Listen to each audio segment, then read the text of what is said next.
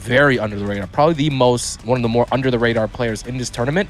Unfortunately, also that he put Fab down as his biggest threat. You know, all good. Wow. If you end up losing here, you can take your money and go speed run some Mario Party 64. Exactly. Super Mario 64, my bad. But even though Fab does have a lot of Julia experience, does he have a lot of Tekken 7 Julia experience? I think he played that character in this game. Yeah, right? he does. He does play her. Yeah. So you can't take advantage of stuff. You just got to beat him solid. Versa 2 works in YOJ's favor, though. All he has to do is come out here, do a couple of big risk, big reward kind of things, get paid for it, and then, you know what I mean, the ball's in your court. But Fab going with the Kunimitsu. Wow. Stays true to his word, one of his main characters. Interesting. I'm really surprised. But here we I'm go. very, very curious to see how he approaches this character. I think that Kunimitsu is one of those characters that people really haven't fully explored, and we haven't seen the full potential of in the tournament yet. So seeing it in the hands of a player like Fab, I'm very, very interested right now. Kunimitsu is definitely still a developing character when it comes to like understanding the meta and playing the character. Like, yeah. The meta is solved. I've seen tweets. Game on.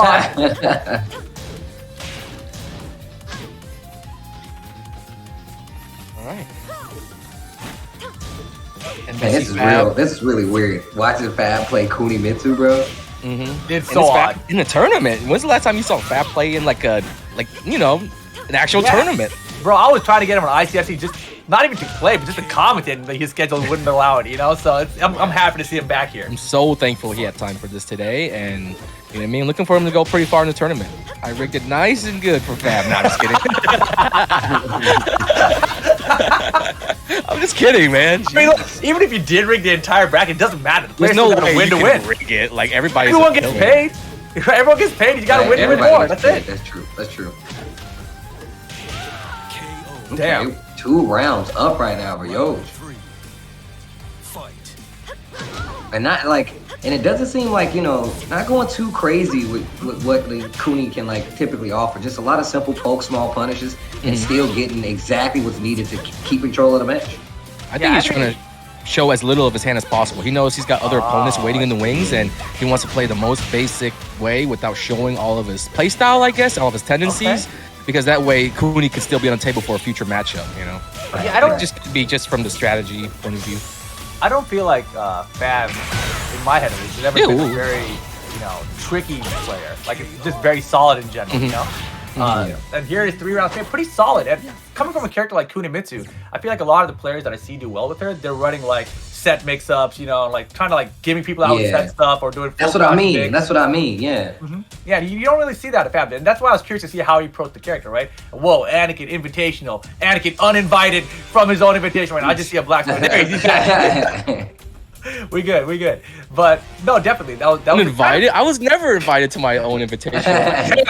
Chill. I'm just watching from the rafters. No, no. Like they need to make a stage, an Anakin Invitational stage in Tekken. You know what I mean? That's my final. You just gotta get, dude. All you gotta do is this Anakin. I'll tell you right now. You get those modders. You take the arena stage, all the banners. You make it say Anakin Invitational, and you mod it, and you run that from the stream setup. You know what I mean? So that you can just watch it. That'll be fun. Every match in my invitation has to be on that stage. Yeah, you can do that. You can do that. It's your turn. Have to be on arena. Yeah, it's a good idea. Of course. For an invitational, why not? Yeah, we'll see. I mean, the world's my oyster. We'll see. So far, so good though today. Some good matches. We got some 6-0s. We got some final rounds. I mean, Jin mirrors. Everything's so far so good. I mean, Fab's playing right now. I mean, Fab's back, guys. We got another old geezer in the tournament too coming up soon. So, yeah. Yeah, with Kuni, that's the shocker to me. But that's what I was saying. Miguel, the Bob, of course, you expected, but Kuni, nice.